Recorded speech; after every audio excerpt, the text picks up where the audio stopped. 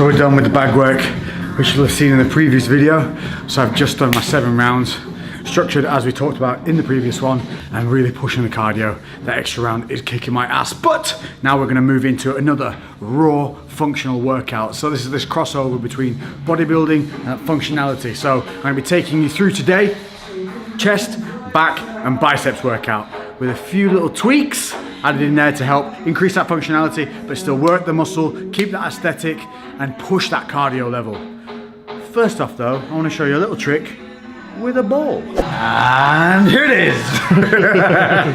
So we're talking about these little, I don't know what you call these, rehab balls? Yeah, rehab balls. Rehab massage balls, something like that. Anyway, they're super cheap, you can buy them on Amazon, and they come in different tensile strengths, so some are squishier, some are really hard. But this little sucker here is a real useful tool for getting out those niggles and those aches and pains, especially in joints like the shoulders. So I've got a little bit of impingement going on in the shoulder here. I use this to simply work it out before we train, and it really helps loosen up that joint and reduce that impingement, increase range of motion. Really easy. Find a wall, find your point of soreness. So for me, it's the tendon that runs across and down here, which is getting kind of inflamed. So I find that point there, sit the ball into it, onto the wall.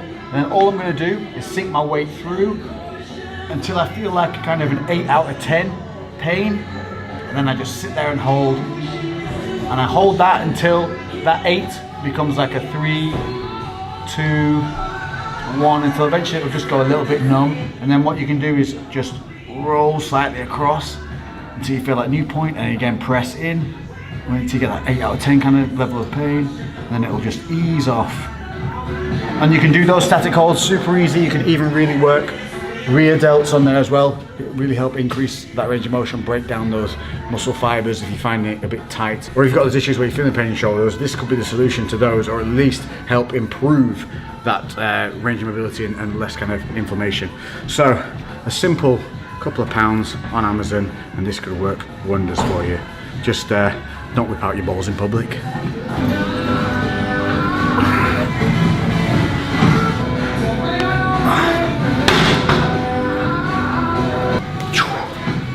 So now we're all loosey-goosey and sorted out. We've talked a lot about supplementation prior to your training, how it is massively dependent on what you're doing as to what you should be taking. Now, I've done my boxing, so I have my caffeine. I didn't want to pump during that, because if you pump out, you're going to get slow, you're going to get stiff, you're going to find it very awkward to have good mobility on the bags. But now I'm going into the weights, so now I'm going to take a little bit of this. This is the EHP PSI. This is the no stim version of a pre-workout. So this one is all about focused pump and blood flow, and that's exactly what we want now. I'm able to allow a bit of that pump to come in, because even though we're going to be doing some mobility work, this isn't going to over pump me, or I'm not going to get that kind of lower back pump out, forearm pump out from deadlifting and things like that, which is where I wouldn't want this. Straight to the dome, straight to the gym. This is how to take the piss.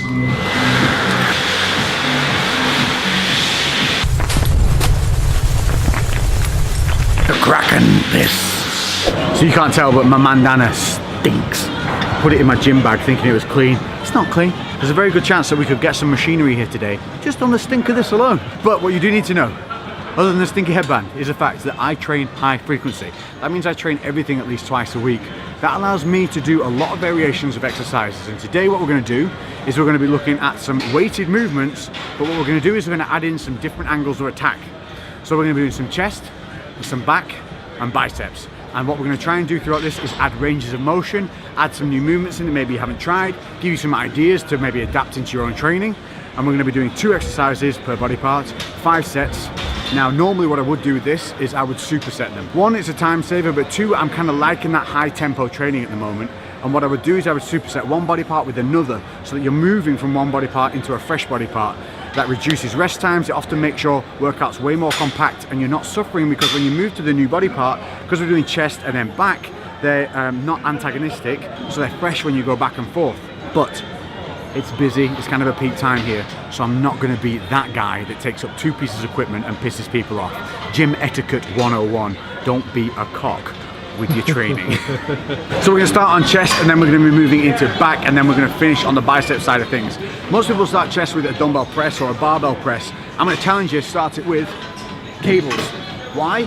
This is gonna help open up the body. It requires a lot more control. You're gonna be able to work that mind to muscle connection, and we're thinking about squeeze and range of motion on this. We're gonna be doing a 3-point cable, not crossover, cable fly. So that means that the hands are going to come together, but we're not going to cross. I don't like the idea of crossing because it's not symmetrical and it causes kind of an imbalance or a leading side to drive through. This is how a 3-point system that I use a lot works. Setting yourself, you're going to have the same start and stop position.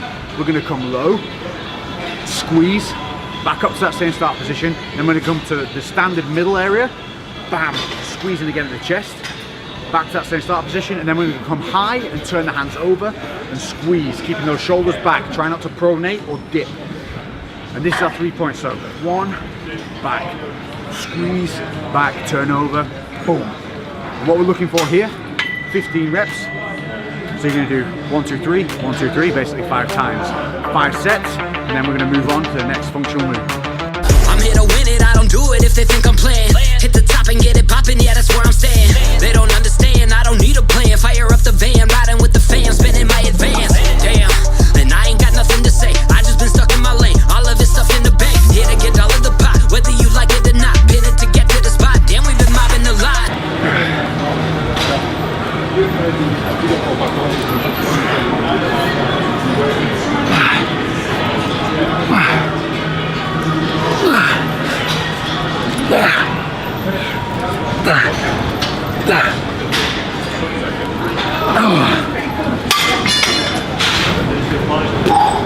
Okay, so on to the second movement now. This is chest. So 2 movements for every body part, remember, 5 sets. This is another 3-point movement. Now this one I found is fantastic for really helping open up the shoulders and chest together. You're going to aim for around 12 to 15 reps on this exercise. Ideally we want to get 5 reps in each motion.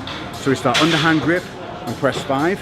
Then we're going to turn to a hammer grip and we're going to press 5, not letting the shoulders pronate at any point. And then we're going to turn out, dip the inner heads of the dumbbells in and press up for another 5. So you've got 3 points of press, 3 different angles, 3 different elbow positions. This is all about focus and squeeze.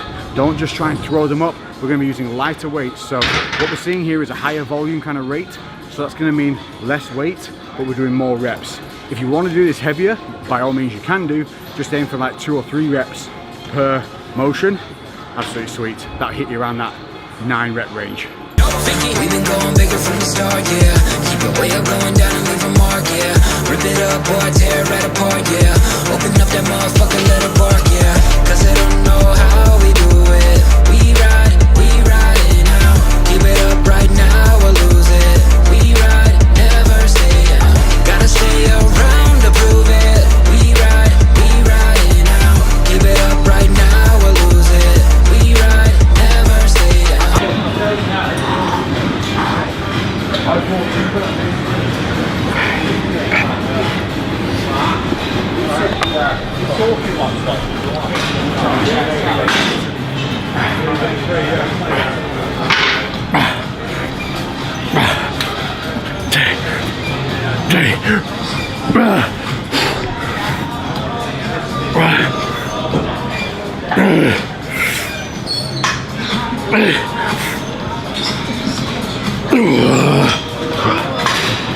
So now we're moving on to back. What I want you to register here, normally what I would do is I would do chest, then back, then chest, then back. The reason I'm not doing that today is because the gym is so busy and I don't want to take up people's space. But normally what you do is split this body part for body part, one after the other. Or like I said before, if you're doing the supersets, you would do a chest and a back, a chest and a back superset together. Make sense? Cool. So now we're gonna move on to the back. This is a really nice movement, probably one you haven't thought of doing, but super easy. And it's using the lat pull down, but it's just a variation on lat pull down, and this is fantastic, especially if you suffer from imbalances. This is going to work each side independently, but while you're working one side, the other side is going to have to stabilize and stay involved in the movement. You're going to sit as normal, making sure that you pin your freaking legs. This is here to pin you in, so that when the weight is lifting up against you, you're not rising up. Just like when you're on a leg press and you grip the handles to pull as you drive, there's the same thing here. Drive your feet into the floor as you pull down. That's gonna help you not swing movements in. So from here, we're gonna grab as normal, sit down, wedged in under that seat. A normal lat pull down, what you want to do is you want to keep the rib cage down, but expose the chest. So so we're not doing this big overarch with our shoulders rolled right back. What we want to do is engage your scapula, rib cage down, and then arch that lower back. Then we're going to pull past the face and squeeze at the top of the chest. That's a normal lat pull down. We're going to vary it by using one arm at a time. So from here, keeping the right arm straight, but that scapula engaged, I'm going to pull down with the left like a normal lat pull down, squeeze, and then back up to the top. Extend, don't let the shoulder pop, and then pull down with the right side and squeeze. So as we're squeezing with one side, the other side is having to stabilize, it's having to work all that shoulder, rear scapula to keep everything in line, and we're making each side work independently yet together. And this is an absolutely fantastic movement for really developing that mind to muscle connection with the back, really learning to pull through and squeeze with the elbows. And what that does is it helps you be able to balance your left from your right, to connect separately with your left from your right, so that when you pull together, you're able to feel each side in its own independent way, so that immediately, if one side's leading, you're going to be able to feel it and correct it. I've been down, I'm a day one boy. I've been on a mission and I'm ready to destroy. I ain't fake, I'm going in. You know this ain't a decoy. And I'm coming for your place, you ain't got a choice. Give me the bike, riding fast to the checker flag. I just 7 dudes on their ass. Yeah, I really ride, yeah, I really rap. If you come at me on the track, you gonna get passed. If you come at me on the mic, you gonna get smashed. I keep my money right and I keep on getting cash.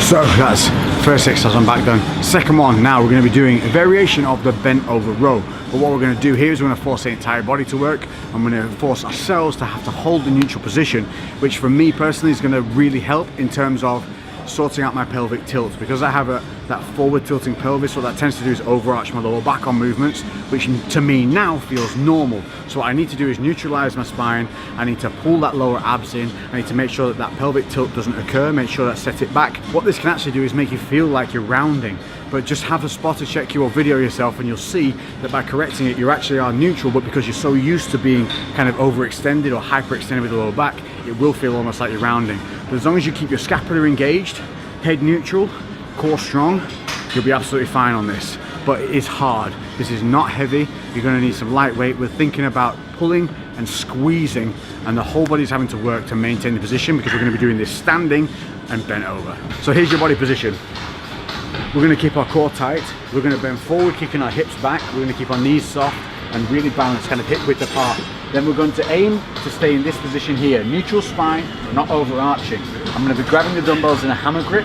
I'm going to pull up and squeeze at the top. What I'm going to try and not do is pigeon neck or bounce my body. Much like you would feel on a seal row, but here obviously we're not lying on a bench and letting our body weight sink into something else. We're having to hold our own body weight in position, as well as do this back pull, drive, squeeze, mind to muscle.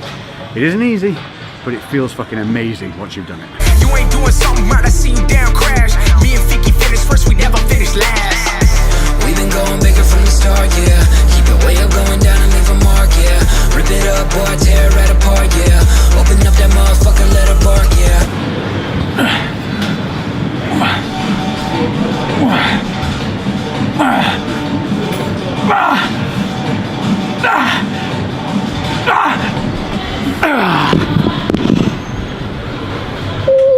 Ooh, nearly at my foot. We're on to the final one now, biceps. And this is a little bit different in the fact that biceps are a very small muscle group. I know a lot of you want big arms, but big arms are really more about the triceps than the other biceps. Biceps are like the little cherry on the top, the little peachy peak. The peachy peak, look at that, peach bum. Can you see the peach bum? Can you see that line? Jay, if you can't see the line, you're not shadowing me correctly enough. Sorry, mate. Jesus Christ, Jay. Sacked. Unbelievable. They're going to figure out that I don't look like I look on Instagram if you keep yourself. What we're going to do here is 2 exercises. We're going to do the Zottman curl, then we're going to do a cross-body hammer curl, because I think they're both elbow sparing, there's a good range of motion, and especially the cross-body hammer is one I don't see a lot of people doing, and I think you'll find it really useful, and there's 2 variations of that. But the Zottmans, let's check these out. Light load, you are not going to need a heavy weight on this. What we're looking for is squeeze and control. So we're going to set our scapula, we're going to squeeze our glutes a little bit, have our feet hip width apart with soft knees, don't stand ever bolt upright with your knees locked out. You always want to be soft, because if someone's going to kind of try and shove you over, think about that. Shoulders back, chest up, core engaged. What we're going to do is curl up, squeeze, then we turn over at the top and control that negative, fight it on the way down. You're going to feel your forearms come in with this one. Now, if you have some shoulder pain on this, make sure that you really set those shoulders back and that you squeeze your glutes and core together. That's going to help stop you rocking forward, and that's going to help keep that focus on the biceps, keep those elbows nice and tight. So we scoop, twist, roll, fight. Ooh. We're only looking for 6 to 10s. Slow, controlled, consistent squeeze, scoop, curl. Woo. Oh. You're gonna enjoy these fuckers. Cause I don't know how we do it. We ride it now. Keep it up right now or lose it. We ride, never stay down. Gotta stay around to prove it. We ride it now. Keep it up right now or lose it. We ride, never stay down.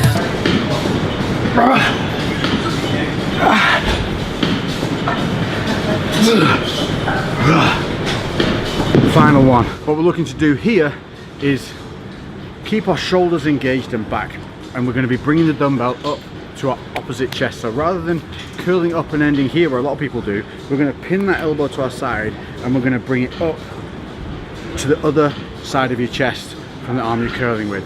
So by pinning the elbow here and keeping it in this range of motion, what we're doing is really forcing full contraction of the bicep and then full negative control, keeping the load on the bicep. What a lot of people will do, you'll see them kick their elbow out and they come down here. So what they're doing is they're taking that stress off the bicep, but what we need to maintain is a really strong scapular retraction, so that what happens as we release is we don't probably let that shoulder go, because then you're going to stress out the shoulders, you're also losing that load on the bicep. So again, think lighter rather than heavy. Think control and contraction rather than sheer reps or movement. So single arms at a time, so that we can make sure that we're maintaining an equal contraction, control and focus on each side independently. So dumbbell out in front, I'm going to try and keep my elbow here. I'm going to set that shoulder back so it's retracted, but I'm not squeezing back, it's just retracted and controlled. I'm going to squeeze my glutes, bring my core in tight, and I'm not going to let the body rock off to one side. From here, what I'm going to do is I'm going to keep my hand towards the top head of the dumbbell. So rather than being in the middle, I'm going to keep it here. Automatically that dips the back head, which now immediately puts stress on the bicep. So that means when I get down to a full negative, I'm not in a resting position, I'm still maintaining load on the bicep. From here, I'm going to keep my rib cage down. I'm going to move this arm out of the way. Sometimes I like to put it behind my back, or sometimes just by my side, whatever feels more comfortable. Then we're going to curl up to the opposite chest, squeeze, and then keep that focus all the way back down, full extension, flex the tricep if you need to get that muscle memory, get that control, then back up, bang, just like this. Keeping that shoulder under control, squeeze, boom. The other variation that you can do with this, and you get really good at it, is you can keep the hand more central, but what you're going to do is you get to the top, is you're just going to roll that over, boom, like that. A little bit more awkward to keep the shoulder back, but that really incorporates more forearm as well as bicep. We ride it now. We ride it now. We ride it now. We ride it now.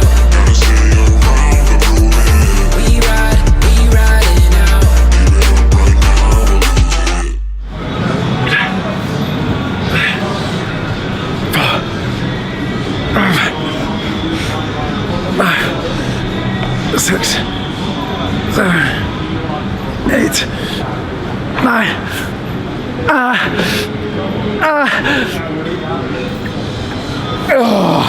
So there you have it. Back, chest, biceps. Hopefully that's giving you some ideas to implement some new stuff into your training regime. Add a couple more of those functional movements, a little bit of more of angles of attack, helping rebalance your body if you're feeling like you have a leading side, helping to reduce the risk of impingements, helping fight impingements that you might already have.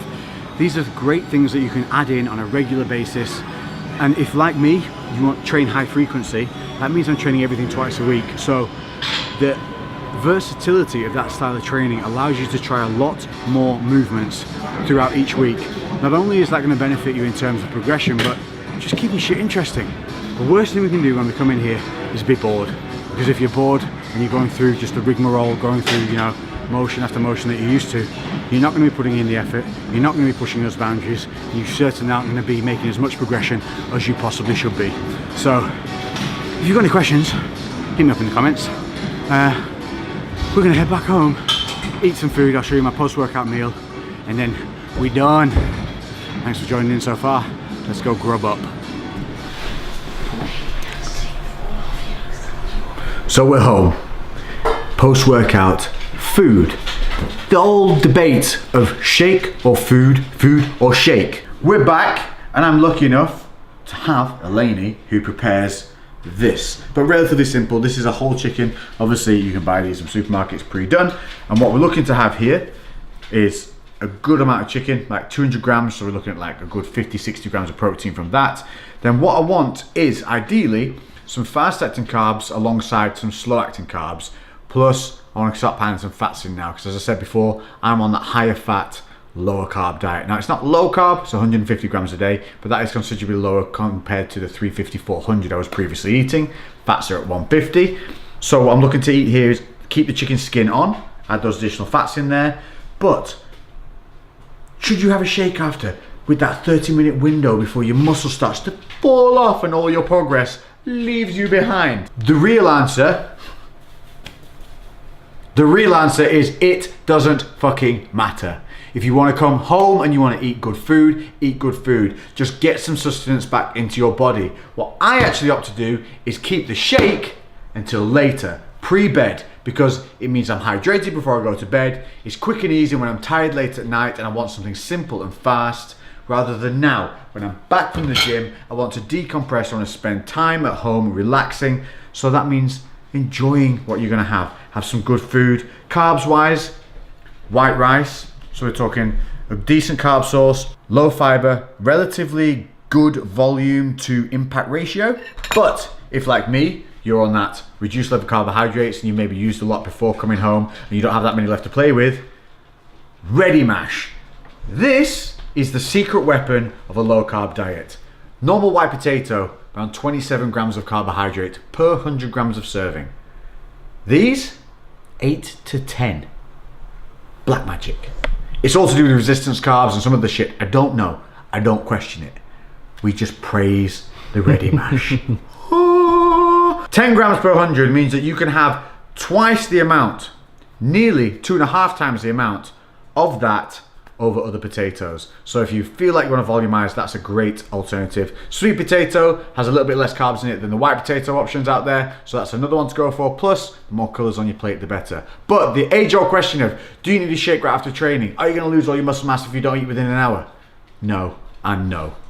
Don't worry about the minor things. Too many people invest too much energy in minor issues that really, in the long term, in that long game, don't really matter. So we're gonna eat this now, enjoy this. I'm gonna save that shake until later, and then we're gonna go watch a film, chill out. Thanks for joining me. I'll see you in the next episode. Boom, baby. Lately I've been doing shit different, cooking like a chef, I've been all up in the kitchen. Had to make a move, had to make a little distance. A lot of people tripping, they could never see the vision. Fuck that, tell them bounce.